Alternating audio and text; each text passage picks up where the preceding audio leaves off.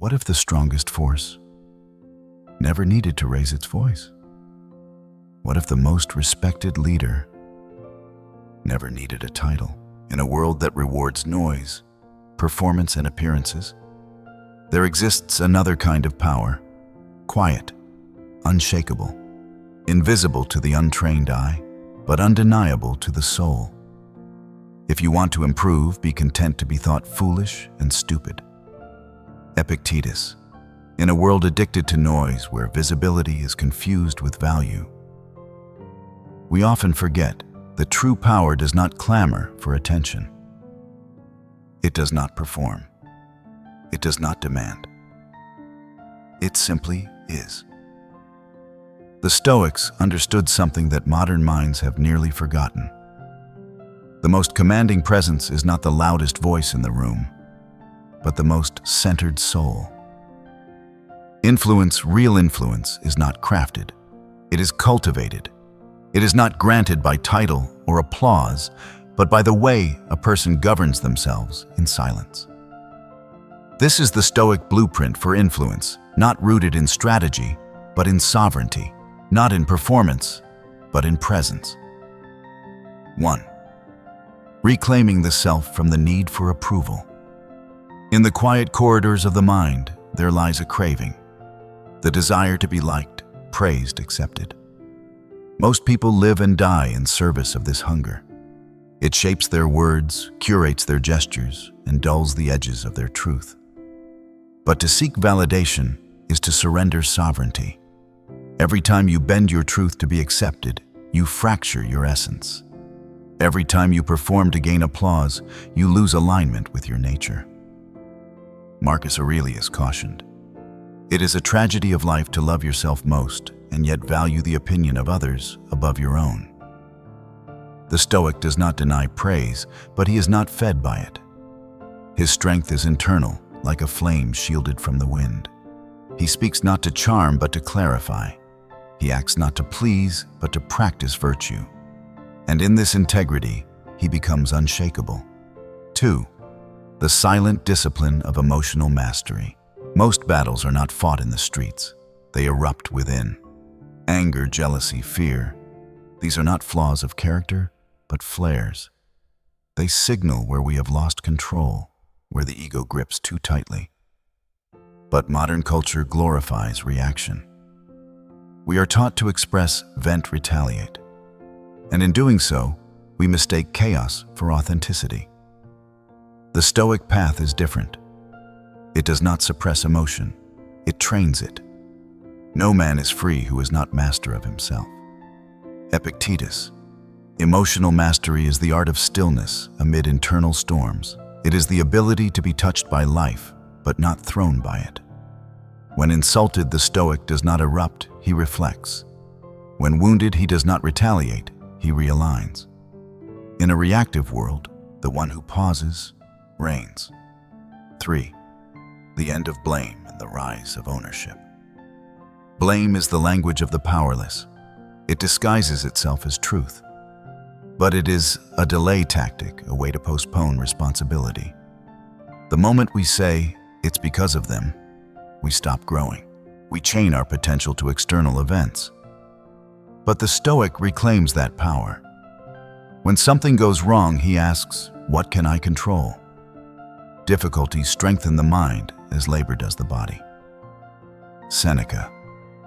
Responsibility is not a burden, it is a bridge. Each moment of hardship is an opportunity not for blame, but for refinement. Not for escape, but for expansion. To own your life fully, your habits, your failures, your victories, is to become untouchable by circumstances. 4. The danger of comfort and the discipline of struggle. Comfort whispers sweetly. It tells you that you've earned the right to ease, to rest, to retreat. But ease is a quiet poison. The Stoics warned against comfort not because they were ascetics, but because they knew that unchecked comfort softens the soul. It makes us complacent, numb, stagnant. What stands in the way becomes the way. Marcus Aurelius. True strength is forged in friction. To train when tired to speak, when afraid to stand alone, When the crowd moves the other way, that is the Stoic way.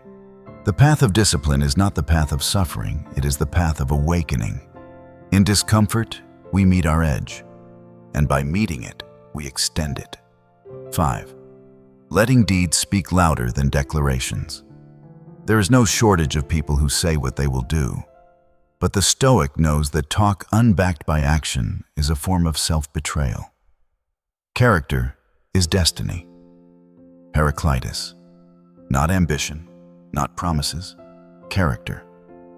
Every time you tell yourself you'll do something, and don't you fracture the integrity of your soul. Others may not notice, but you do, and your influence diminishes with every broken word. But when you keep your word, especially to yourself, silently, consistently, you begin to emanate a quiet strength. You don't need to tell the world who you are. You become it. Beyond influence. Living as an example, not an argument. The Stoic does not seek to influence others in the modern sense. He does not brand himself or market his virtue. He lives it. And through that living, he becomes a beacon, subtle but magnetic. You've met people like this. They walk into a room and something shifts. They say little, but their presence speaks volumes. Their calm cuts through chaos. Their stillness commands attention. This is not charisma. This is character. Waste no more time arguing what a good man should be. Be one. Marcus Aurelius. Influence is not about persuading others to follow you. It is about walking so clearly in your truth that others are inspired to walk in theirs. The inner temple. Where influence is forged, we often think influence is an external pursuit. But the Stoics knew it is an internal art. It begins in the early morning when the alarm sounds and you choose to rise instead of delay. It is found in the small moments when you return the grocery cart, when you hold your tongue, when you work while no one watches. These choices stack. They harden. They shape the soul. And over time, they form the invisible weight of your presence. This is what Seneca meant when he wrote, "You don't attract what you want. You attract what you are." To be influential is not to demand respect. It is to embody it, quietly, consistently. The practice of inner power. A daily reflection. Do I speak to impress or to express truth? Am I ruled by my emotions, or do I govern them with reason? Do I take ownership, or do I deflect blame? Am I training myself, or just preserving my comfort? Do I act with discipline even when no one sees me? The Stoic is not perfect, but he is consistent. He does not rise for applause.